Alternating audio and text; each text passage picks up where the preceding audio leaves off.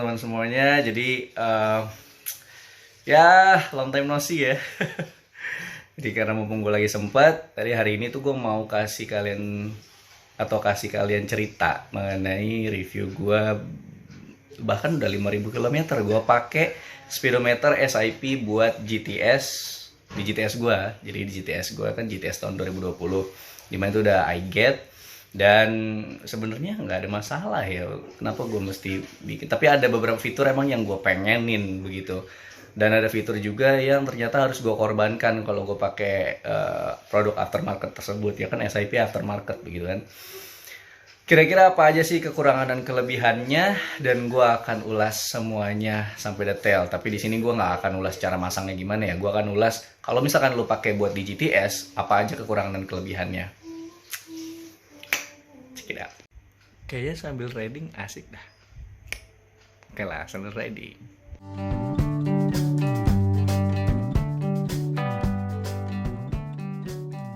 Oke, gue juga mau kasih tahu kalian, buat kalian yang mau beli sepatu keren, ini ada sepatu dari Sun Casual Official. Anyway, ini kebetulan edisi Vespa gitu ya. Kalian bisa beli, nanti IG-nya gue taruh di deskripsi. Thanks Sun Casual, keren. Ini kuncinya gue beli di Scooter Best. Kalian bisa beli kunci yang lucu kayak gini di Scooter Best Official. Cek IG-nya ya, nanti gue akan tag. Oke, keren kan? Later. Sebenarnya gue mau ngomongin kekurangan dan kelebihannya si SIP yang ada di GTS gue, karena emang kebetulan gue sempat sebel sama features yang dikasih sama SIP. That's why banyak yang bilang katanya SIP ini merek apa, produk gagal ya. Tapi menurut gue enggak sih. Menurut gua enggak, cuma memang dia ada plus minusnya ketika lu pakai. Nah, gua nggak akan kasih tahu featuresnya apa aja sebenarnya secara secara gedeannya ya. Featuresnya apa itu kan udah ada ya, banyak sih yang udah review di tempat lain dan YouTube lain. Itu Sprint, mau S, mau pesta model apapun yang pakai speedometer SIP, at least sebenarnya sama semua. nggak ada nggak ada yang beda begitu ya. Aduh, ada baut. Nggak ada yang beda dari sisi features. Nah, cuma kalau yang di SIP GTS yang baru ini, sebenarnya gue nggak baru belinya, ini udah lama banget gue belinya. Ketika kilometer gue masih 1000 ya, sekarang udah 9000 kilometer. Nah, jadi itu waktu itu pas gue beli itu gue penasaran sama featuresnya, karena salah satunya juga nggak ada yang review dari Indonesia. Nggak ada yang review banget gitu loh. Ini apa sih pas dipasang, efeknya apa sih, apa cuma kilometer aja yang menjadi nol atau apa gitu loh. Nah itu tuh gue kayak semacam buta pas beli, dan yang masang pun honest ya, yang masang juga nggak tahu gitu. Gue udah beberapa kali ke bengkel, 3 bengkel bahkan yang menurut gue bengkelnya cukup besar di Indonesia, bengkel aftermarket gitu. Dia juga belum tahu secara lengkap pemasangannya seperti apa begitu. Nah, searching dong gue sembari baca buku panduan, ternyata memang nggak ada featuresnya. Nah, features apa aja yang nggak ada, nanti gue akan jelasin pas lagi gue udah sampai tempatnya, yang tempat pertama kali gue review motor gue ya gitu. Jadi nanti sekalian semuanya akan gue jelaskan, apa aja kelebihannya gue pakai SIP dan apa aja kekurangannya gue pakai speedometer ini begitu. Oke, see you next. Di sini aja. Nah itu gue dulu di sini. Oke, karena tempatnya juga sepi gitu, jadi gue putusin buat di sini aja. Oke. Nah ini dia penampakannya untuk SIP. Untuk di GTS ya, GTS 150 punya gue. Dan ya mungkin kalau ada yang udah pernah lihat di temennya atau apa gitu yang di Sprint, it's look the same ya. Ini mirip-mirip sih. Ya nggak ada gimana juga. Mungkin gua nggak akan kasih detailnya untuk yang adjustment atau apa. Mungkin kalian bisa mungkin kalian bisa kasih komentar di kolom komentarnya YouTube gue, apakah kalian butuh untuk gue jelasin dalamnya di versi GTS atau nggak perlu nih, karena ini videonya akan jadi panjang banget menurut gue kalau misalkan gue mesti jelasin apa aja features-featuresnya di adjustment nomor 1 itu apa aja, adjustment nomor 2 itu apa aja. Di sini gue hanya summary sebenarnya. Jadi apa aja kekurangan dan kelebihan ketika lu udah pasang SIP di GTS 150. Oke, sekarang gue nyalain dulu. 2 kali ya. Oke, gue nyalain dulu. Nah, keren sih. Jadi di sini ada sennya di kiri kanan ya, di kiri kanan sini ada sennya.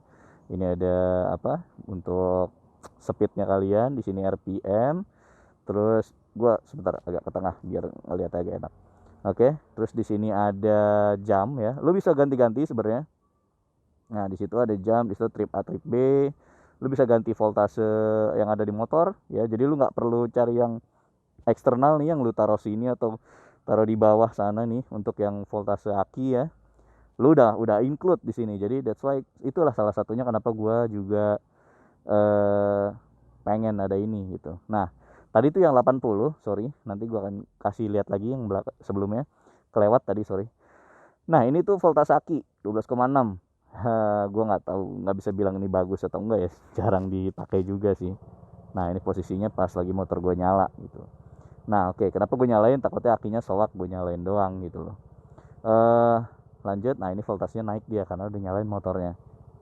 Nah, apa nih yang ada di sini? Itu gue akan jelasinnya pokoknya nggak terlalu detail. Jadi gue kasih disclaimer dulu.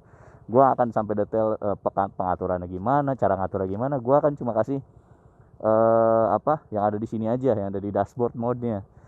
Kalau misalkan itu nanti gue akan bikin video keduanya, tapi please komen kalau misalkan kalian butuh. Kalau nggak butuh juga gue males juga bikinnya, ngapain. Karena sejatinya gue bikin juga untuk kalian gitu.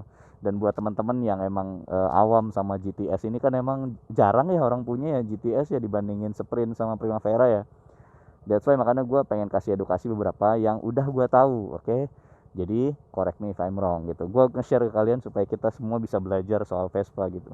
Oke, yang di kiri ini adalah voltase dari mesin kalian. Tingkatan derajat dari voltase kalian. Misalkan di mesin kalian ini suhunya udah mencapai, sorry kok jadi ngomongin voltase ya, suhu mesin. Di kiri itu, di paling kiri ya, yang ada barnya itu 2 bar. Nah, itu suhu mesin. Suhu mesin sekarang gue ada di 79. Jadi mesin gue sekarang 79 derajat, which is itu yang paling bawah. Kalau gua setting tuh sebenarnya maksimalnya di 100. Jadi nggak masalah, masih oke lah. Dan ini rata-rata GTS itu biasanya suhu mesinnya sekitar 79 80 sampai paling maksimal kalau lagi jalan ya. Paling maksimal kalau lagi jalan tuh 83. Itu pun kalau lo pilih oli yang nggak terlalu dingin. Nah, nanti gua akan bahas oli juga. Oli apa yang lo pakai touring, oli apa yang lo pakai harian, nanti gue bisa bahas. Kalau itu nanti emang ada di next konten. Cuma ini gue lagi niatin banget buat bikin konten yang SIP ini. Oke, ya ini udah tau lah bensin. Nah, gue langsung aja karena videonya nanti jadwalnya bisa jadi lama. Gue langsung aja untuk kekurangannya. Yang pertama adalah ada beberapa features yang hilang. Aduh, apa tuh ya? Features yang hilang yang pertama adalah ini. Ada mobil. Kedengeran gak sih? Nah, jadi features yang pertama yang hilang itu ada di yang ini nih. Nah, dulu ya ketika gue jalan itu sorry gue matiin dulu karena panas. Ini waktu jalan dulu kan gue jalan itu kalau di lampu merah gue nyalain features ini supaya motornya mati kan ketika lampu merah kan. Nah, itu juga membuat hemat bensin. Ini menurut gue salah satu yang krusial, salah satunya itu ini. Jadi ini itu nggak berfungsi di sini. Nah, urusan gue nggak bisa masangnya atau siapa yang nggak bisa masang itu harusnya gue bilang ke bengkel lah. Tapi di pihak bengkel yang dealer authorized-nya SIP itu mereka untuk di GTS belum bisa pasangnya gitu. Jadi sebenarnya di SIP-nya itu ada men nih. Nah, itu ada di sininya nih, tapi dia nggak nyala gitu. Gue udah nyalain kan, tapi dia nggak nyala di situnya. Nah, gue kalau dibawa jalan pun dia tetap, gue udah pakai kok. Jadi kalian jangan ini ini bang, lu harus jalan dulu beberapa menit, beberapa kilo baru lu bisa nyalain itu. Udah gue make udah banyak, udah 9.000 kilo men. Jadi please ya, jangan meragukan ke ini gue ya, ke pengalaman gue ya. Jadi ketika gue nyalain ini nggak ada efeknya, jadi di lampu merah tetap nyala. Aduh, gue sih sebel ya. Gue udah 3 kali gue bolak-balik bengkel untuk pasang nih sensor ini aja deh bang gitu. Kalau emang sensor lain mati nggak apa-apa, sensor ini tolong hidupin gitu, karena hemat bensin sih. Kalau perkotaan ya, kalau touring kan nggak masalah juga, nggak ada ini gitu. Dan akhirnya gue matiin karena emang featuresnya, dan dari dealer authorized-nya SIP yang ada di Indonesia juga bilang bahwa mereka belum tahu bahwa itu bisa dipasang di GTS 150 gitu. Please SIP atau dealer authorized SIP benerin ini supaya ini bisa fix, atau ada bengkel yang kemungkinan bisa untuk memasangkan ini ya, please help sih. Tapi yang gue udah tahu, gue udah nanya, ini mati gitu sensornya ketika lo pasang SIP. Oke. Terus yang kedua, gue matiin dulu karena takut akhirnya sholat.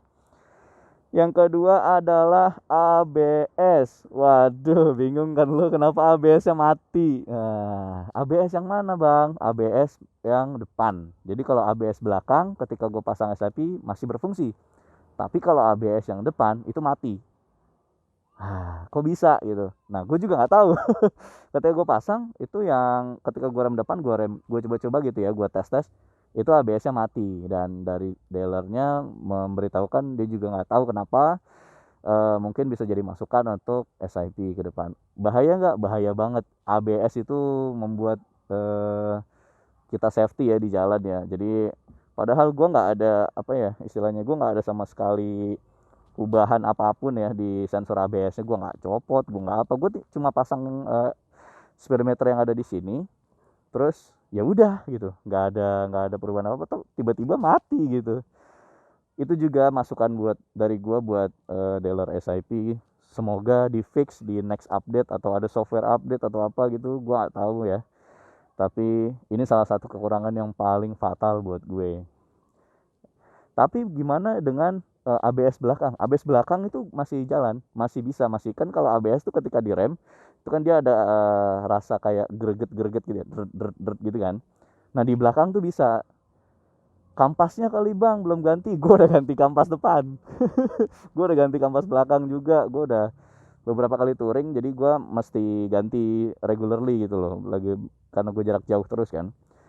Jadi itu adalah salah satu kekurangannya. Mungkin kalau ada yang tahu cara benerinnya untuk di GTS, kita sharing, tolong tulis di kolom komentar. Gue mau disclaimer dulu bahwa settingan semuanya itu udah gue setting. Takutnya nanti ada yang bilang, tolong bang disetting di bagian adjustment nomor 1, 2, 3 apa dan sampai 15 itu. Nih gue udah tahu. Jadi gue udah sempat setting juga. Nah ini ABS-nya juga udah gue onin ya. Terus ini statusnya sekarang gitu untuk settingannya. Nah ini 12 jam ya, karena gue pakai IMPM, gue lebih suka pakai itu. Terus kilometer maksimalnya sampai kedip-kedip ya itu 100. Ini gue tahu semua kok. Ini derajat mesin, suhu mesinnya 110 jadi over. Nah ini untuk takarannya overnya seperti apa. Nah ini untuk voltase apa di motor gue. Terus untuk menunjukkan voltase. Nah ini ISSL nih apa nih. Nah idling start stop system. Nah ini tuh gue offin karena emang gak guna juga gitu. Oke, gue onin. Coba bang ketika onin, udah. Jadi jangan ngeyel ya sebagai netizen ya. Ini gue udah sempat onin dan udah gitu. Jadi takutnya nanti lo ribet apa segala macem. Gue udah setting sebagaimana mestinya disetting sesuai dengan buku panduan. Tapi memang ketika dipasang sama di pemasangan di mesinnya itu memang udah bener, dan gue gak tahu kenapa atau ada kesalahan dari si gue. Tolong kasih tahu. Thank you teman-teman. Nah, yang ketiga itu mungkin ya dari sisi lo agak kebingungan. Di sini kan ada beberapa sensor ya. Contoh ya, di sini ada sensor FEI ASR. FEI ASR, di sini ada oli, ini ada lampu jauh, lampu dekat lah ya. Nah, di sensor FEI ASR nih gue sempat bingung nih. Nah, yang ketiga nih ya, mungkin gue bisa zoom, sorry. Ini kalau di pertama kali gue nyalain nih dia nyala. Sebentar. FEI ASR. Nah, FEI ASR itu adalah anti-slip regulation gitu. Jadi ketika lo pakai motor ini, kalau untuk GTS 300 itu dia nggak akan slip. Jadi ketika digas nih, gasnya kenceng gitu, mendadak ya, zep gitu langsung. Nah itu dia nggak akan, motor lu nggak akan langsung speednya langsung nggak akan langsung spontan, tapi dia kayak ada tahanannya gitu. Nah itu ASR. Nah di GTS 150 ini karena emang belum ada ASR, ini featuresnya emang belum ada ASR, jadi ya memang nggak ada gitu. Jadi lu jangan ngarep. Waktu itu gue ngarep, kok ini ada ASR sensornya tapi gue motornya nggak bisa gitu. Jadi untuk SIP masukannya lagi, kalau memang nggak bisa dipakai di sini di GTS 150, karena kan produknya massal ya, di bungkusnya juga tertulis sih GTS, untuk GTS 150 atau GTS 300. Nah takutnya features-features yang kayak gini ya, terus yang satu lagi untuk di ABS-nya sama ASR-nya itu cuma ada di GTS 300 connect-nya.